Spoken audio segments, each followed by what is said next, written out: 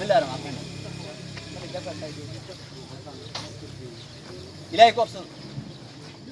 نبيك صلي اللهم صل على محمد برشا فايل كل دتك برشا إني كسان ديكورت دتك برشا إني كسان ديكورت أنا ما يمل رجال جنرال محمد شاه عبد الله تليا قيد الإحدانات أصول يا أها دتك برشا إن وورها دتك برشا إن كل هذا سبردان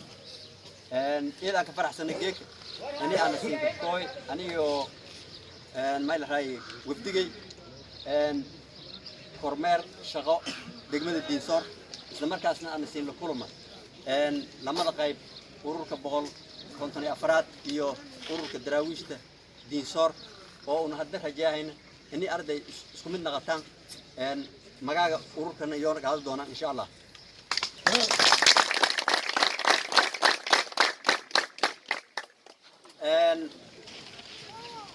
ujeedada uun siin koyni way buu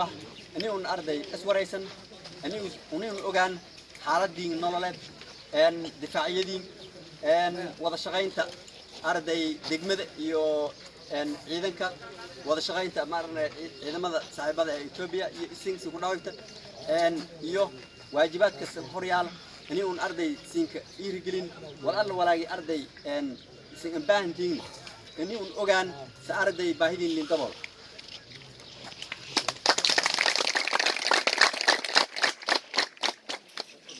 ogna duruufo badan oo duruufo adag oo arday geeka Soomaaliya ku jirta yaqayb ku etin gaar ahaan degmada Dinsor degmo runtii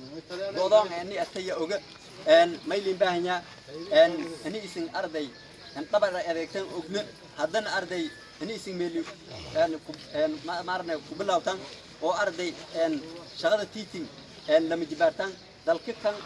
baahiyahan ka shaqaytan erigna ka shaqay doontan insha Allah